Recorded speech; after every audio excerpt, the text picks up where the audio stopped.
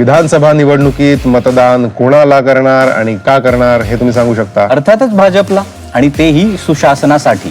पण महाआघाडीला तुमचं मत का नाही? काही खास कारण? दखल घ्यावी असं काय बरं काम केलं त्यांनी? अहो, उद्धवजी मुख्यमंत्री झाले तेच मुळात कठीण अशा कसोटीच्या काळात.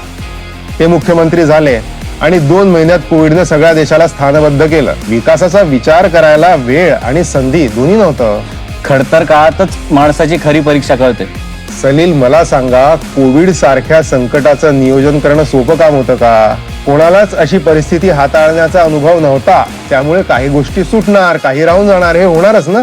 ते मान्य हो, पण अशा संकट काळात मेलेल्यांच्या टाळूवरचं लोणी खायचं, 700च्या बॉडी बॅग 6000ला विकत घ्यायच्या, लॉकडाऊन मध्ये कामाशिवाय घरी उपाशी बसलेल्या मजुरांच्या हक्काच्या खिचडीवर डल्ला मारायचा, औषधं अव्वाच्या सव्वा भावात विकत घ्यायची, कागदोपत्री काल्पनिक आरोग्य कर्मचारी दाखवून आपले खिसे भरायचे. अख्खा महाराष्ट्र श्वासासाठी तडफडत असताना पैशाने तुडुंब भरलेल्या त्यांच्या तिजोऱ्यांचाही श्वास अडकला होता.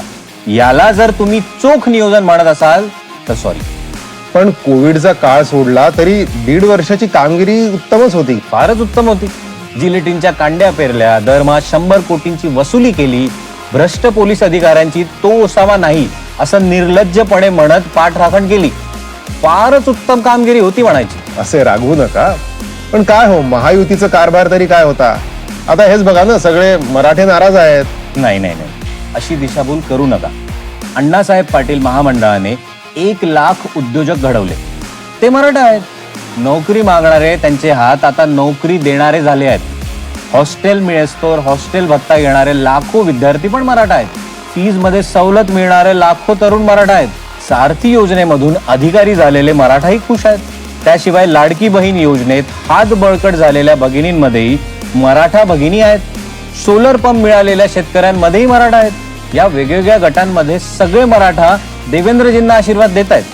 नाराज असतील तर फक्त तेच जे स्वयंघोषित मराठा नेता आहेत. दिवस रात्र टीव्हीवर दिसतात म्हणून संपूर्ण मराठा समाज नाराज आहे असा अर्थ होत नाही. प्रणितीताई तर म्हणाल्या होत्या की जनतेत असंतोष इतका वाढलाय की महाराष्ट्र पेट घेणार, हिंसा होणार, सिव्हिल वॉर होणार आहे आणि बरंच काही. तुम्ही मला चर्चेला बोलवण्याआधी महाराष्ट्र जरा फिरून आला असता तर बरं झालं असतं. कसं आहे, मी मार्केटिंग मध्ये जॉब करतो, ठीक आहे. संपूर्ण महाराष्ट्रावर फिरत असतो. मेट्रो, हायवे, सागरी सेतू, त्यामुळे प्रवासाला वेळ कमी लागते.